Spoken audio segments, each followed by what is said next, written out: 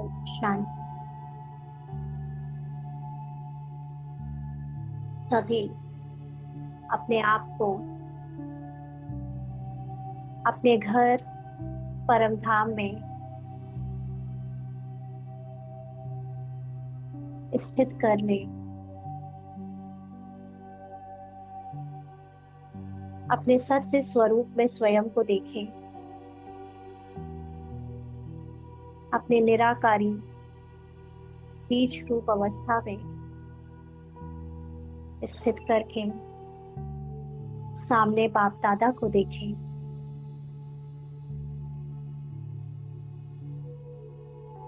आज 24 मई 1972 की बाबा की अव्यक्त मुरली का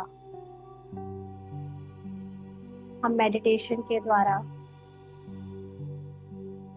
योग अभ्यास करते जाएंगे और स्वरूप बनते जाएंगे। आज की मुरली में बाबा ने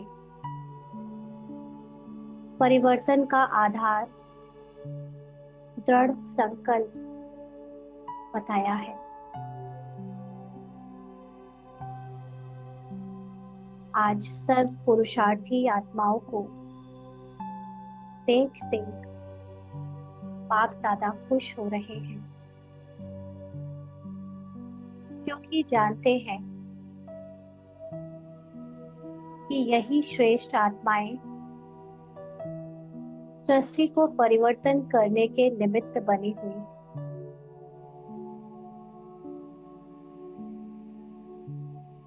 एक एक श्रेष्ठ आत्मा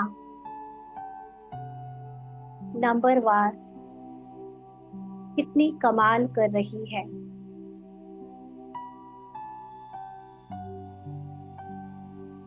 वर्तमान समय भले कोई भी कमी व कमजोरी है, अर्थात वर्तमान समय भले ही आत्मा ड्रामा से अपनी पहचान बनाकर ड्रामा में कभी कभी डूब जाती है, अपने को कमजोर समझ लेती है, लेकिन भविष्य में यही आत्माएं क्या से क्या बनने वाली और क्या से क्या बनाने वाली है। अर्थात जो आत्माएं ये सत्य जान चुकी हैं कि उनका सत्य सिर्फ उनकी सच्ची आत्मिक अवस्था है, शरीर का कोई भी भान, कोई भी पहचान, कुछ भी सत्य नहीं है, और सदा आत्मा के अभ्यास में टिकने वाली आत्माएं जल्द ही भविष्य में क्या से क्या बनने वाली है और क्या से क्या बनाने वाली है। तो भविष्य को देख आप सभी की संपूर्ण स्टेज को देख हर्षित हो रहे हैं। बाबा तो अपनी हाईएस्ट स्थिति से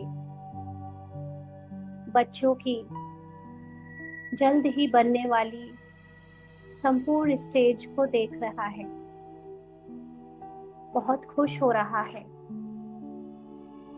ये बच्चे बहुत जल्द अपनी संपूर्ण स्टेज को अनुभव करने वाले हैं। बाबा को देख हर्षित हो रहा है। सभी से बड़े ते बड़े रूहानी जादूगर होना। क्यों बच्चों? जब ये जान गए हो कि तुम रूह हो, आत्मा हो,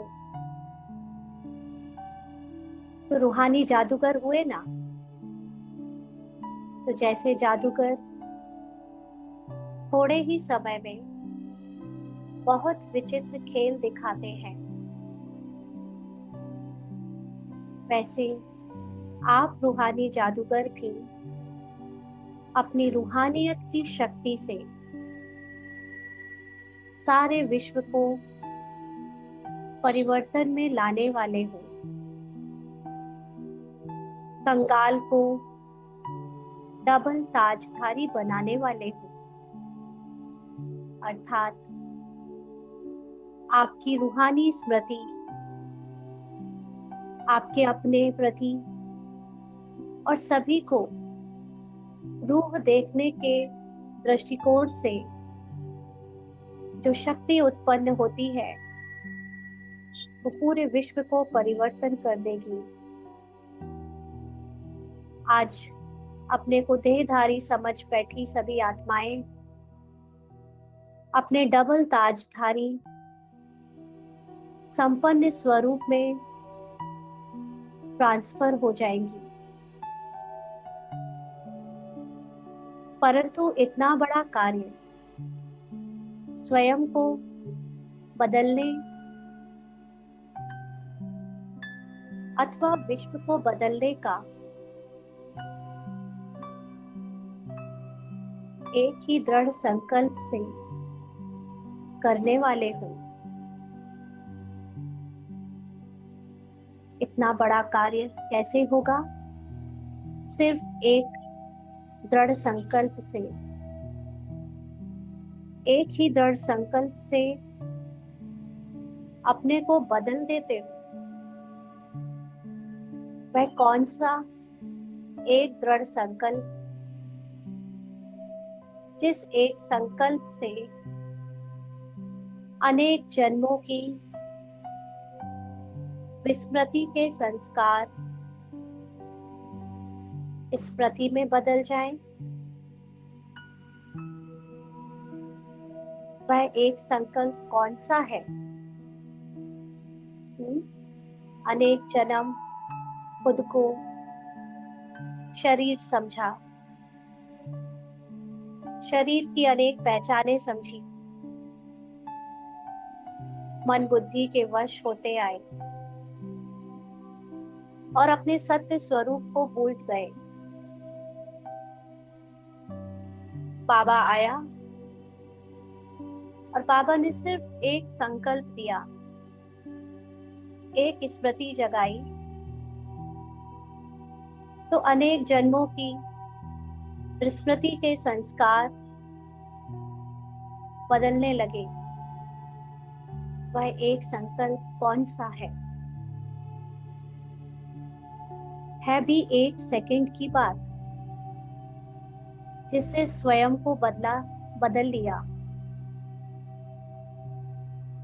एक ही सेकंड का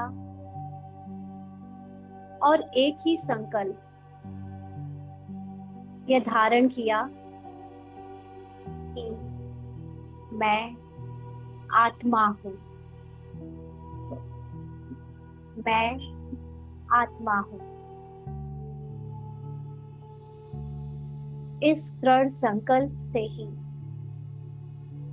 अपने सभी बातों को परिवर्तन में लाया। शरीर समझकर जो स्वभाव, संस्कार, पहचाने, स्मृतियां देह के मान, अभिमान आदि बनाए थे,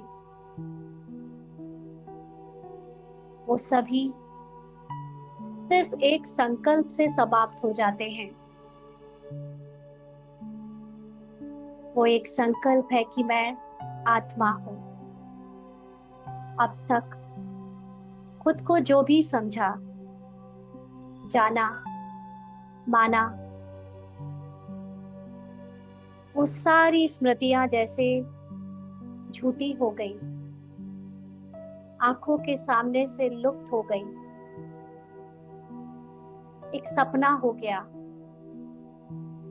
और मेरा सत्य मेरे सामने आ गया।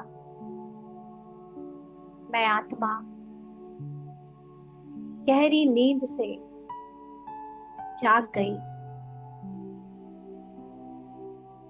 अनेक सपनों में अपनी पहचानें बनाकर अब तक जी रही थी। एक बार जाग जाने से सारे सपने ओझल हो गए, सारी पहचानें समाप्त हो गई। सिर्फ एक दृढ़ संकल्प कि मैं आत्मा हूँ। ऐसे ही दृढ़ संकल्प से विश्व को भी परिवर्तन में लाते हैं।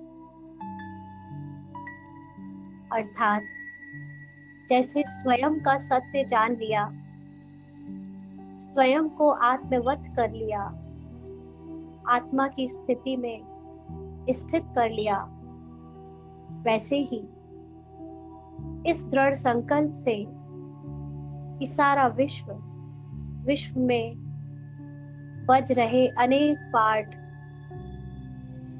वो सभी भी आत्मा है। इस दृढ़ संकल्प से विश्व भी परिवर्तित होने लगा। सभी आत्माएं जागने लगी, गहरी नींद से उठने लगी, सबके सपने ओझल होने लगे।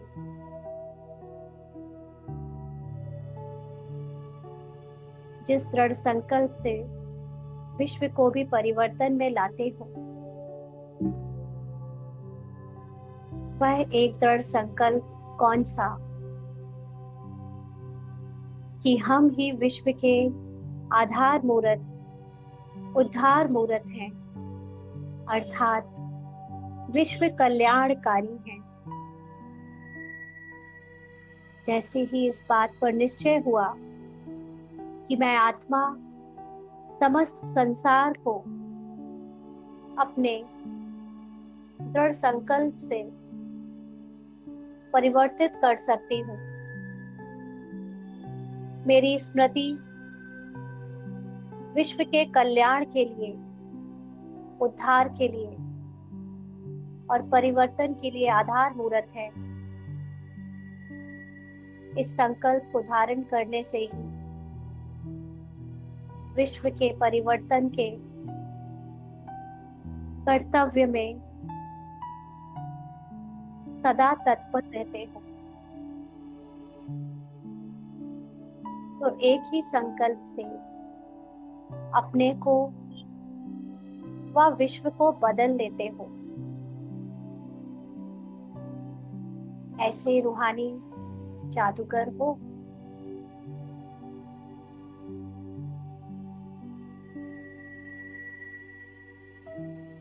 वह जादूगर तो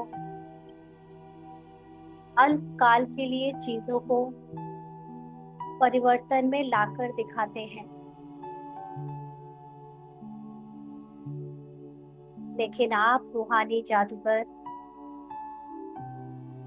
अविनाशी परिवर्तन, अविनाशी प्राप्ति कराने वाले हो।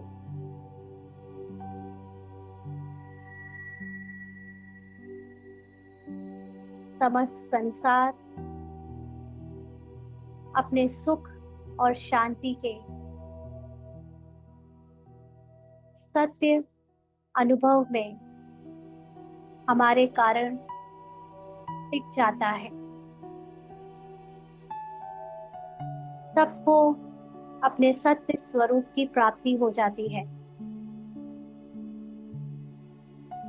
तो सदा अपने इस श्रेष्ठ मर्तबे और श्रेष्ठ कर्तव्य को सामने रखते हुए हर संकल्प व कर्म करो। तो कोई भी संकल्प व कर्म व्यर्थ नहीं होगा, अर्थात कोई भी संकल्प व कर्म करो तो सदा स्मृति रहे कि मैं आत्मा इस कर्म को करने का पार्ट बजा रही हूँ। मैं आत्मा ड्रामा अनुसार संकल्प कर रही हूँ। ये आत्मा की स्मृति सभी संकल्प और कर्म को समर्थ बना देगी और अपने श्रेष्ठ कर्तव्य की स्मृति कि मेरा हर कर्म, हर संकल्प आधार है संसार की आत्माओं के लिए, उनके उद्धार करने के लिए। मेरा आत्मा की स्मृति में रहना अति अनिवार्य है। एक सेकंड की विस्मृति या कर्म जो मुझे ड्रामा में ढकेल देता है, देह भान में ले जाता है, उससे विश्व का कल्याण भी रुक जाता है। तो चलते चलते पुराने शरीर और पुरानी दुनिया में रहते हुए अपने श्रेष्ठ मर्तबे को और श्रेष्ठ कर्तव्य को भूल जाने के कारण अनेक प्रकार की भूलें हो जाती हैं। अपने आप को भूलना यह भी भूल है ना? मीठे बच्चे, तुम आत्मा हो, ये भूल जाना यह भी भूल है ना? जो अपने आप को भूलता है वह अनेक भूलों के निमित्त बन जाते हैं। इसलिए अपने मर्तबे को सदैव सामने रखो। पूरे संसार में जो ड्रामा दिखने में आता है उसमें कुछ एक आत्माएं ही जागृत हो सकती हैं और दूसरों को जागृत कर सकती हैं। वो आत्माएं आप हो। और जब आप ये भूल जाते हो तो आपके द्वारा अनेक भूलें निमित्त बनकर होने लगती हैं, जिससे दूसरी आत्माएं भी भूलों के जंजाल में फंस जाती हैं। इसलिए सदा अपने इस मर्तबे को याद रखो, अपने सामने रखो।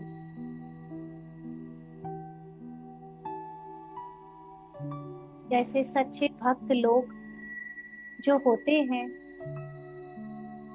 वह भी दुनिया की तुलना में, जो दुनिया वाले नास्तिक अज्ञानी लोग विकर्म करते हैं,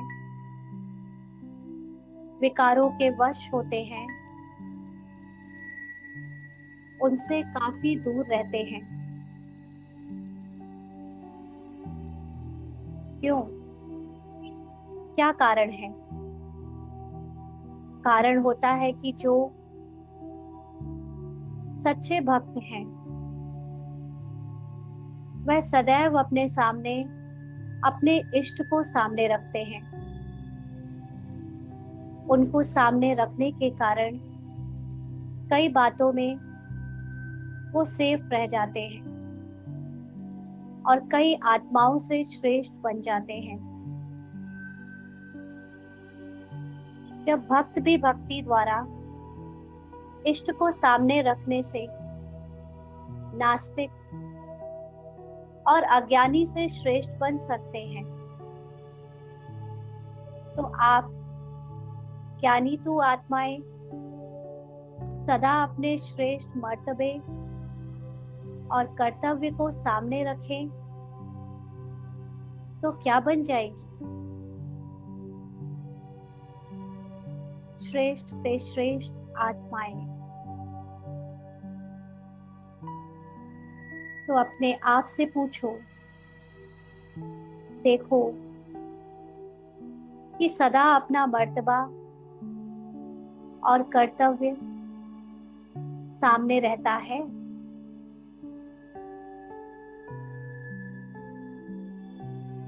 स्मृति में रहता है। जैसे एक माँ घर के कामकाज करते भी सदा ये स्मृति में रखती है कि उसका बच्चा स्कूल से आने वाला होगा, उसे उसके लिए खाना पकाना है, खाना तैयार रखना है। तो अपने सारे काम करते भी लक्ष्य यही रखती है कि सदा उस समय से सारी जिम्मेदारी पूरी कर ले। वैसे ही आप पूछो अपने आप से कि जो आप आत्माओं का अपना मर्तबा है, कर्तव्य है, वो आपको सदा सामने याद रहता है। बहुत समय भूलने के संस्कारों को धारण किया है। अनेक जन्मों से स्वयं को भूल जाने के कारण ये भूलने का संस्कार पक्का हो गया है। लेकिन अब भी अगर बार बार भूलने के संस्कार धारण करते रहेंगे तो स्मृति स्वरूप का जो नशा व खुशी प्राप्त होनी चाहिए वह कब करेंगे। आत्मा की स्मृति स्वयं में नशा और खुशी बनाए रखती है और ये विस्मृति सारे नशा को, खुशी को समाप्त कर देती है। तो स्मृति स्वरूप का सुख व स्मृति स्वरूप की खुशी का अनुभव क्यों नहीं होता है? उसका मुख्य कारण क्या है? अभी तक सर्व रूपों से नष्टो मोहा नहीं हुए हो।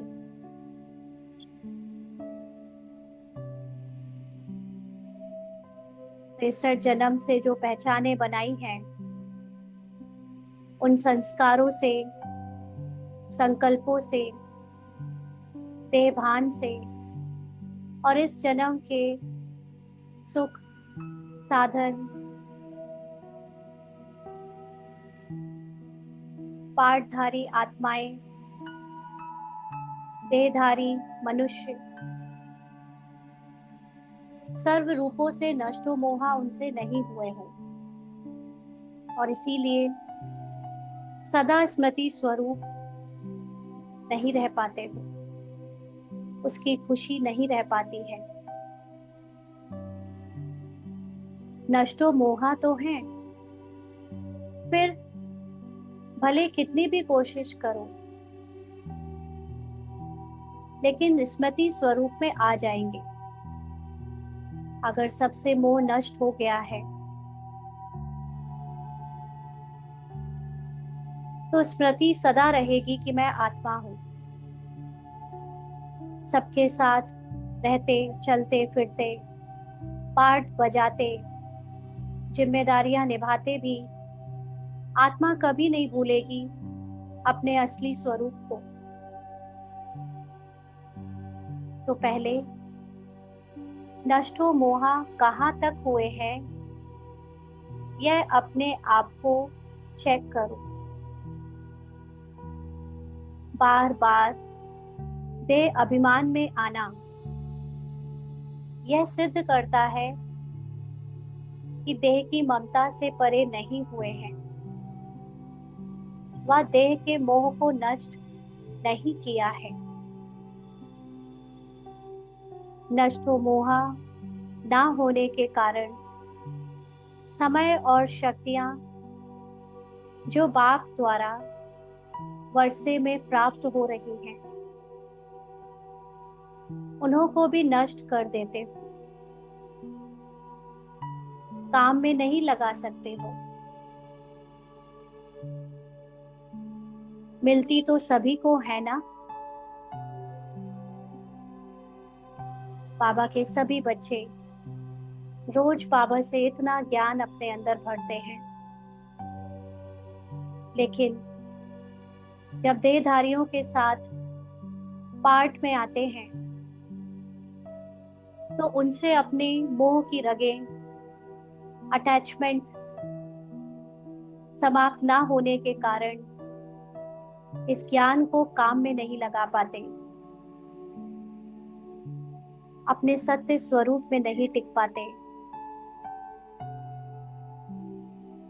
बाबा देता तो ये सच्ची नॉलेज सबको है।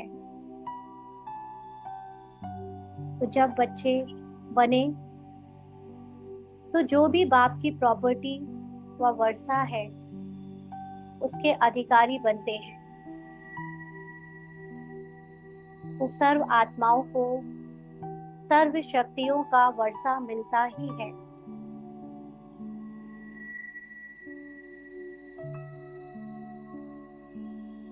लेकिन उस सर्व शक्तियों के वर्षे को काम में लगाना और अपने आप को उन्नति में लाना, यह नंबरवार पुरुषार्थ अनुसार होता है। इसलिए बेहद बाप के बच्चे और वर्षा हद का लेवे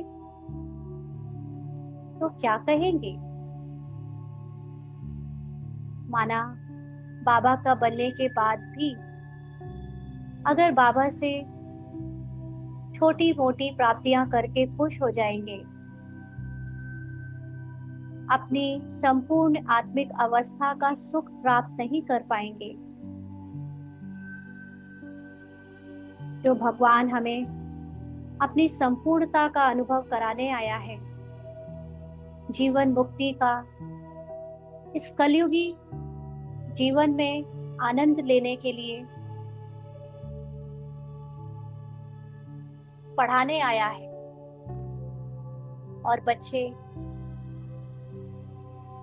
कलयुग के ड्रामा में डूबे रहे, छोटी मोटी प्राप्ति से संतुष्ट हो जाएं, तो क्या कहेंगे।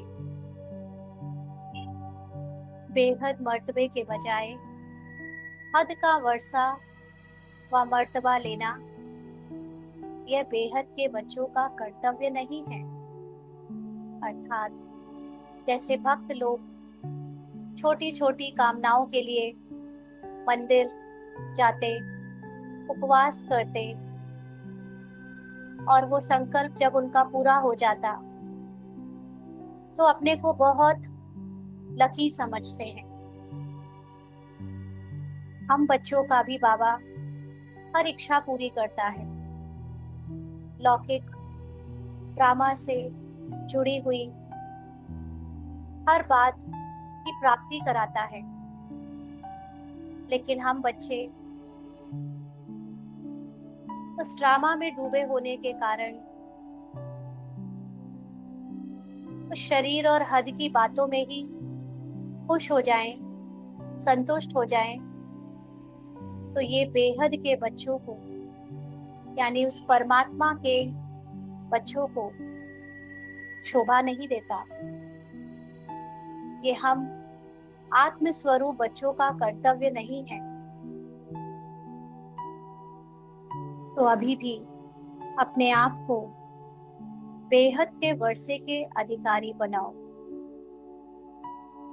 बेहद के वर्षा अर्थात अपनी संपूर्ण आत्मिक अवस्था का अनुभव कराओ।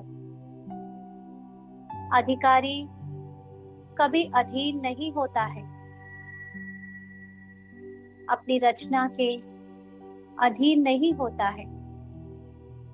अपनी रचना के अधीन होना क्या इसको अधिकारी कहेंगे?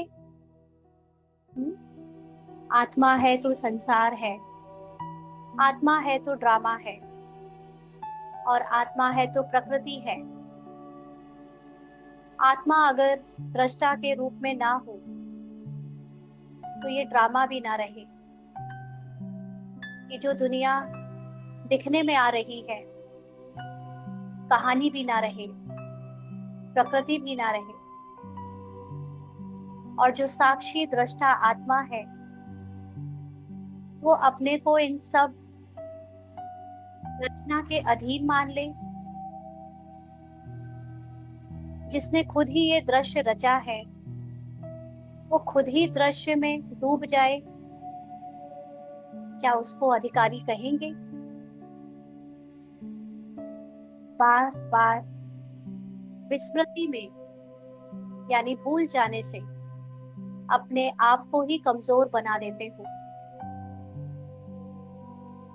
कमजोर होने के कारण छोटी सी बात का सामना नहीं कर पाते हो। अर्थात ड्रामा के जो दृश्य आते हैं वो मात्र एक सपने के जैसे होते हैं, कोई सच्चाई नहीं होती उनमें। लेकिन ये भूल जाते हो कि ये सपना है, तो उनका सामना करने में घबराते हो, अपनी शक्तियों को भूल जाते हो। तो अब आधे कल्प के इन विस्मृति के संस्कारों को विदाई दो। जो सपना देख रहा है उसके पास शक्ति है कि वो कभी भी जागकर सपने को तोड़ सकता है। सपने में आ रहे घबराहट के दृश्य, दुख के दृश्य, अशांति के दृश्य, अनेक परेशानियों के दृश्य मात्र सपने में है। और वो चाहे तो चाहे जब नींद से जागकर सपने को तोड़ दे और उस दुख और अशांति परेशानियों से मुक्त हो जाए, क्योंकि वास्तव में था ही नहीं, सिर्फ सपने में अनुभव हो रहा था। ऐसे ही संसार का ये ड्रामा उस समय लुप्त हो जाता है जब मैं ये ज्ञान आत्मसात कर लेती हूँ कि दिखने में जो कुछ भी आ रहा है ये सत्य नहीं है। मैं ये शरीर नहीं हूँ। ये परेशानियां, ये परिस्थितियां सब कुछ शरीर से जुड़ी हैं, और मैं तो आत्मा हूँ। आत्मा को शरीर की कोई भी बात, कोई भी परिस्थिति अपने वश नहीं कर सकती। लेकिन ये भूल जाने से सपना देखने वाला सपने के अधीन हो जाता है। सपना उसे जागने नहीं देता। ऐसे ही मैं आत्मा इस ड्रामा में इतना डूब जाती हूँ, भूल जाती हूँ स्वयं को। लंबे समय से भूली हुई होने के कारण ये संस्कार लंबे समय का हो गया है।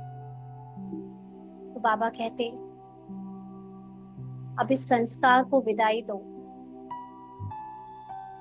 आज बाप दादा भी आप सभी से प्रतिज्ञा कराते हैं, जैसे आप लोग दुनिया वालों को चैलेंज करते हो कि विनाश में 4 वर्ष है, तो क्या 4 वर्ष के लिए भी अपने आप को सतो प्रधान नहीं बना सकते हो? जैसे दुनिया को चैलेंज करते हो, वैसे आप भी 4 वर्ष के लिए विस्मृति के संस्कारों को, यानी स्वयं को आत्मा समझने की विस्मृति के संस्कार को विदाई नहीं दे सकते हो? इस भूल को भूल नहीं सकते हो। दुनिया को चैलेंज करने वाले स्वयं अपने लिए 4 वर्ष के लिए माया को चैलेंज नहीं कर सकते हो। 4 वर्ष, 4 वर्ष के लिए माया जीत नहीं बन सकते हो।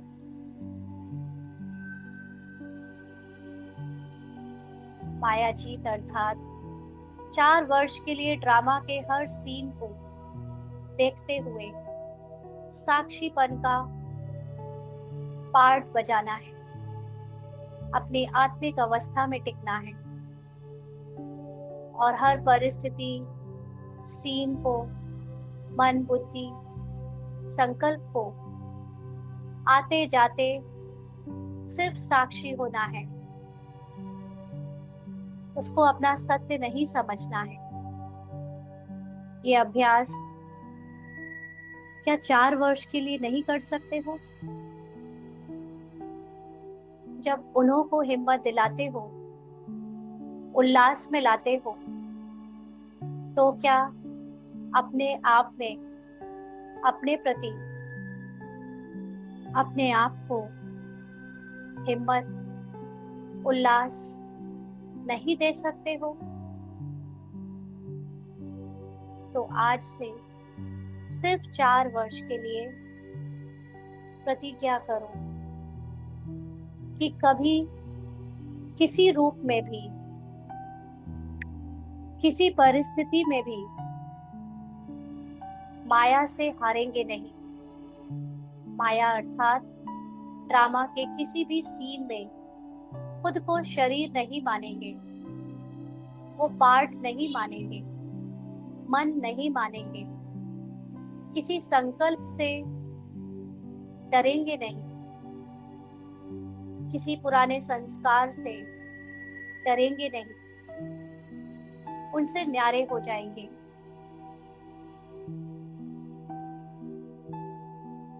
तो प्रतिज्ञा करो कि कभी किसी रूप में भी, किसी परिस्थिति में भी माया से हारेंगे नहीं, लेकिन लड़ेंगे और विजयी बनेंगे।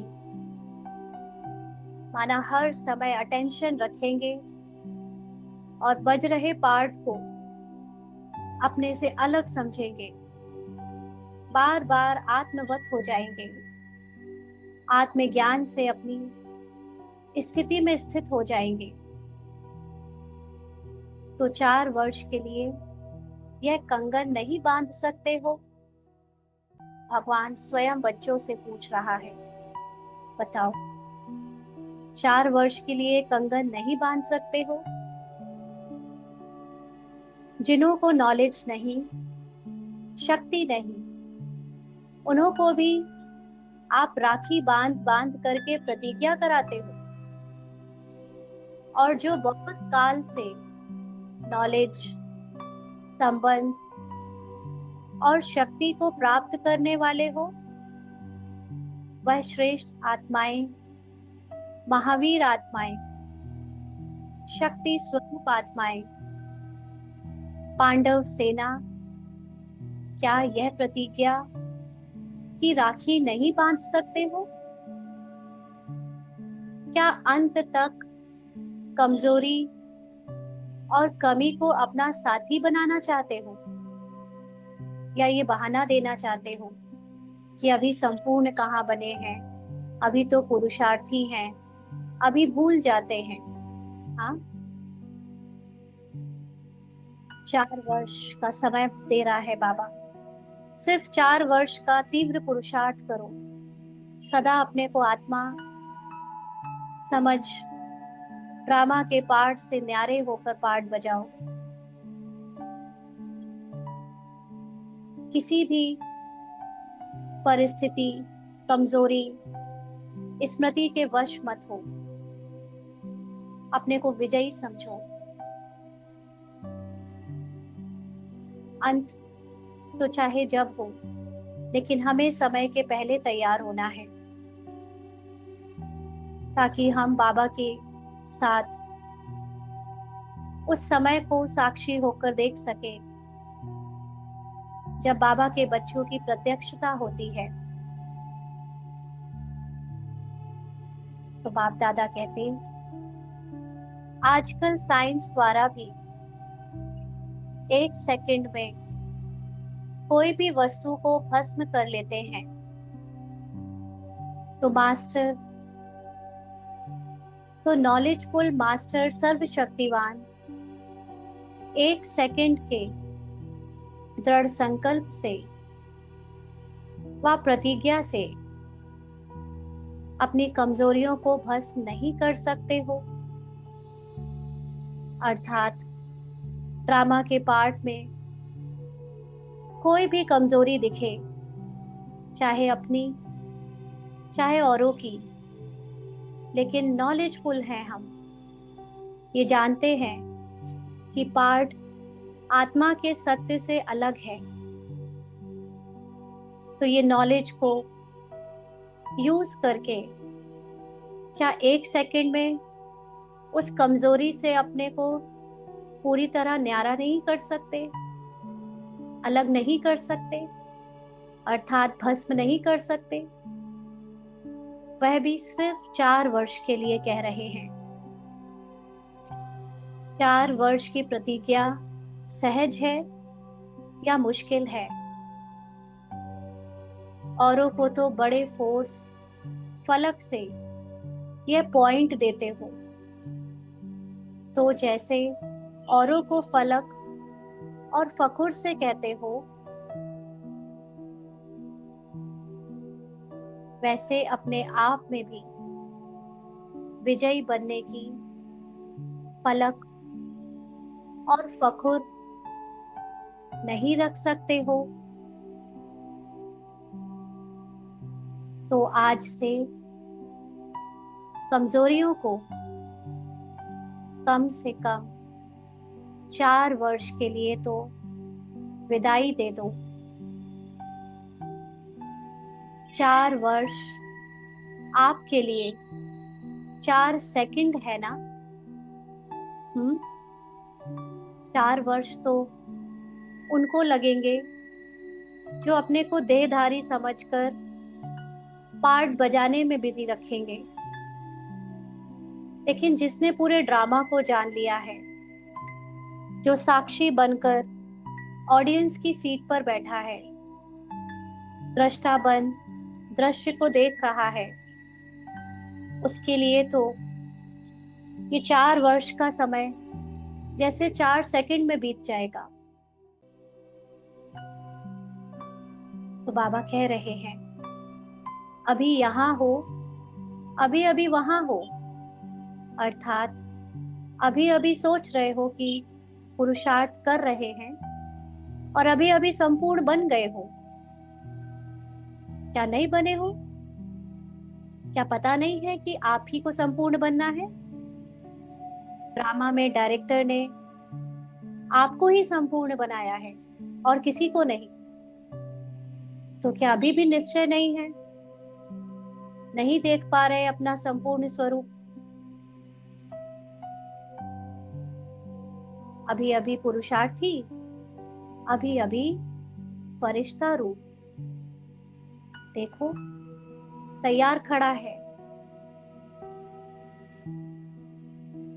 इतना समीप अपनी संपूर्ण स्थिति दिखाई नहीं दे रही है?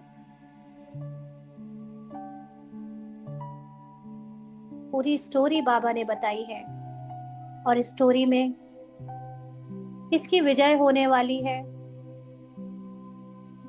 कौन फरिश्ता सो देवता बन गया है, ये भी बताया है। सिर्फ एक निश्चय, क्या इतना निश्चय नहीं है? जैसे ब्रह्मा बाबा को अपना कृष्ण स्वरूप 100% निश्चय था और अपने सामने उसको देखते थे, 1% भी कभी उनको शक नहीं आया। क्या हमें इतना निश्चय है? क्या हमें अपना फरिश्ता स्वरूप सामने दिख रहा है? जब समय इतना नजदीक है तो संपूर्ण स्थिति भी तो नजदीक है। इससे भी पुरुषार्थ में बल भरेगा। जैसे कोई को मालूम पड़ जाता है कि मंजिल अभी सिर्फ इतनी थोड़ी दूर है। मंजिल पर पहुंचने की खुशी में सभी बात भूल जाते हैं। यह जो चलते चलते पुरुषार्थ में थकावट या छोटी छोटी उलझनों में फंसकर आलस्य में आ जाते हो, उन सभी को मिटाने के लिए अपने सामने स्पष्ट समय और समय के साथ साथ अपनी प्राप्ति को रखो, तो आलस्य व थकावट मिट जाएगी।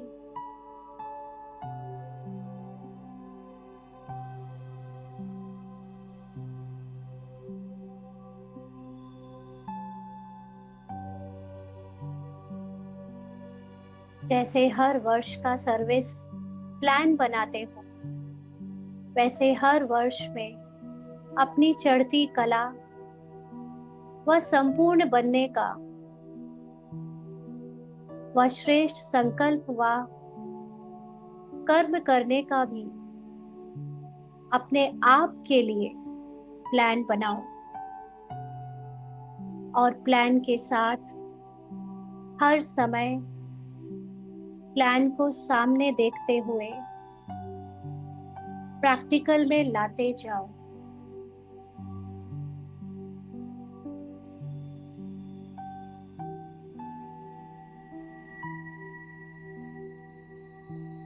अच्छा, अभी 1 सेकंड में सभी संपूर्ण निर्संकल्प स्थिति में स्थित हो जाओ।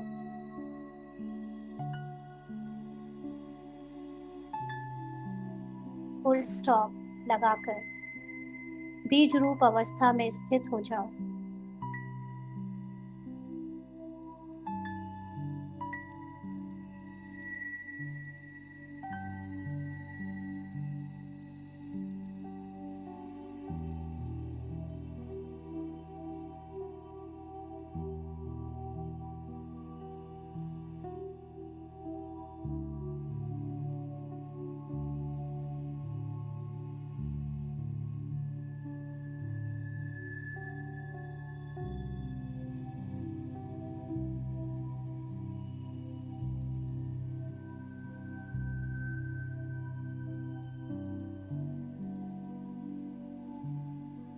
अच्छा, ऐसी प्रतिज्ञा कर अपने संपूर्ण स्वरूप को और बाप को प्रत्यक्ष करने वालों को नमस्ते।